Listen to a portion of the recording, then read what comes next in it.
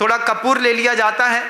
घर के अंदर नेचुरल फ्रेग्रेंस लगाने के लिए आप कपूर को घर के अंदर थोड़ा सा जला दें। थोड़ा सा शीत का वातावरण जो होता है उसमें मकड़ी के जाले घरों में लगने लगते हैं। इसके लिए घर के अंदर अगर आप थोड़ा सा हवन का धुआं करते हैं, ध्यान रखिएगा, कभी भी घर के अंदर मान लीजिए आप एक माला भी देते हैं, ओम ह्रीम जगत शांति कराय श्री शांतिनाथाय नमः सर्वोपद्रव शांतिम कुरु कुरु स्वाहा, और अपने घर के अंदर उसका हवन करते हैं। एक मिट्टी के सकोरे में कपूर जला लिया, उसमें थोड़ा थोड़ा धूप छोड़ते गए, उसके धूप के धुएं से घर के अंदर जीवोत्पत्ति नहीं होती। कहीं पर भी मकड़ी का जाला नहीं लगेगा जहां पर हवन होता है। मंदिरों में ऊंची ऊंची छतें होती हैं, रोज धुआं छोड़ा जाता है, हवन करते हैं, जिसके माध्यम से कहीं पर भी मंदिरों में जाला नहीं मिलता। जाला नहीं मिलने के कारण जाले को तोड़ने का पाप नहीं लगता। जाला नहीं टूटेगा, मकड़ी आएगी नहीं, जाला लगाएगी नहीं, जीव मरेंगे नहीं, फंसेंगे नहीं। अब जहां पर बहुत सारे जाले लग जाते हैं, कई बार अज्ञानता में लोग उसको माचिस की तीली से जला देते हैं। जला देने पर हर तंतु में अनंतानंत जीव चिपके रहते हैं। इस बारिश में जो मकड़ी का जाला होता है ना, वो मकड़ी का जाला विशेष प्रकार का रंग वाला फफूंद जैसा दिखने लगता है। कभी आप देखिएगा, उसमें अनंतानंत जीव हो जाते हैं, और जो जाले को निकालता है, तोड़ता है, अलग करता है, उसको घर नष्ट करने के पाप लगते हैं।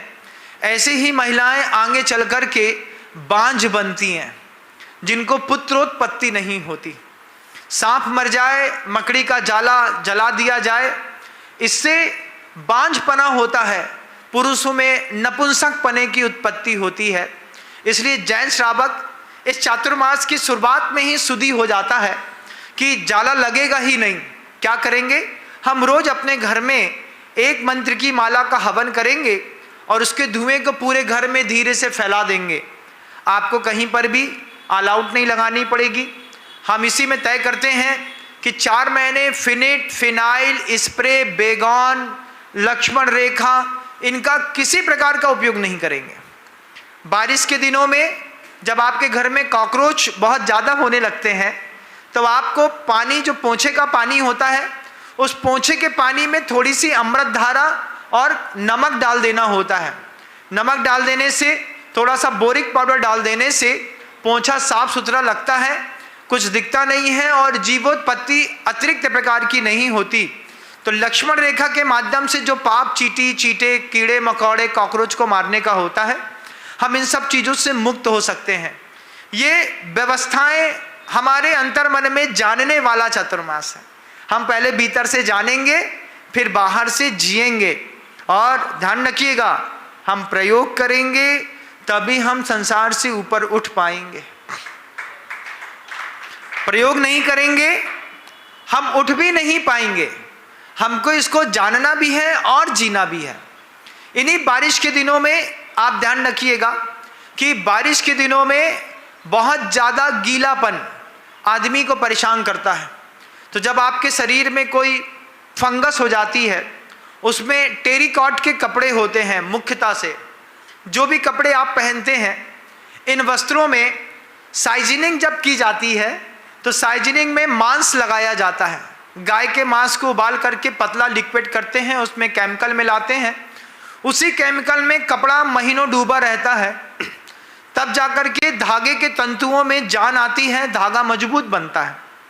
इन्हीं बारिश के दिनों में जब आप गीला कपड़ा पहन लेते हैं, स्किन डिसीज होने लगती हैं, आपको सोराइसिस का प्रॉब्लम होने लगता है, आपको सफ़ेद दाग जैसे छोटे छोटे दाग शरीर में दिखाई देने लगते हैं, एलर्जिक होने लगती है। इन्हीं बारिश के दिनों में हम तय करते हैं कि बिल्कुल हल्के और फ्री रहने वाले अंडरवियर, बनियाइन अगर हम कॉटन के यूज़ करते हैं, अगर हथकरघे के आप अंडरवियर, बनियाइन से कपड़े यूज़ करते हैं, तो आपकी अहिंसा भी निश्चित रूप से अच्छी पलती है और अनंत जीवों की उत्पत्ति जो आपके कपड़े के माध्यम से होने वाली थी, उससे भी आप इस चातुर्मास में बच करके धर्म लाभ ले सकते हैं। चातुर्मास करना तो कहाँ था, गिरि कंदर दुर्गेशु ये बसंती दिगंबरा। भगवान से प्रार्थना थी एक चातुर्मास ऐसा हो कि गुफा में हो जाए, उदयगिरी खंडगिरी की गुफा में हो जाए, किसी जंगल में स्थान पे हो जाए, एक समय का भोजन शावक दे और गायब हो जाए। लेकिन आगम में ऐसी आज्ञा पंचम काल के मुनियों के लिए नहीं। पंचम काल के मुनियों के लिए कहा उपवन में ठहरो, गृहस्थों के बीच में नहीं, गृहस्थों के घर में नहीं, गृहस्थों से थोड़ी दूरी बना करके रहो और वहीं पर रह कर के एकांत में साधना करो। स्वच्छ वायु पानी के कारण अपनी धर्माराधना निरंतर अच्छे से करो और समय समय पर उपयोग की शुद्धता और शुभता देखते हुए श्रावकों को भी धर्म लाभ देते रहो। ये धर्म लाभ का आश्चर्यकारी समय है बंधुओं। इस धर्म लाभ में क्या है? कुंद कुंद भगवान ने कहा अच्छा तो वो है कि साधु शुद्धोपयोग में रहे, एकांत में बैठ जाए, शुद्धोपयोग में रमा रहे। लेकिन अगर वह शुद्धोपयोग में लंबे समय तक नहीं रह पाता तो शुभोपयोग भी कम कमाल की चीज नहीं है। निथारयन्ति लोगम ते सुपसत्तम लहदिबत्तो।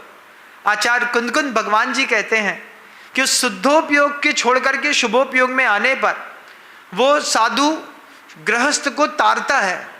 साधु का स्वाध्याय है, उसने आगम ग्रंथ पढ़े हैं, गाथाओं को समझा है, जिया है, वो खुद भी तय करता है। आप भी तय करिए कि हम किस तरीके से अहिंसा का पालन करेंगे। उपदेश सुनकर के वो सीखता है। घर के अंदर 1.25 इंच का जो पाइप होता है ना, इसी बारिश के दिनों में 1.25 इंच के पाइप में एक 1/2 इंच के पाइप की टोटी लगा दी जाती है। 1.25 इंच के पाइप से फ्लो ज़्यादा आता है, 1/2 इंच का पाइप ले आइए, 1/2 इंच की मोटर में कम पानी में ज़्यादा काम हो जाता है।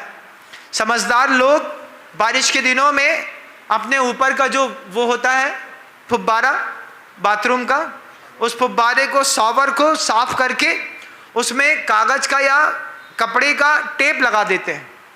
टेप लगा करके तय करते हैं 8-10 छेद रहेंगे, बस हो गया, इससे ज़्यादा नहीं रहेगा।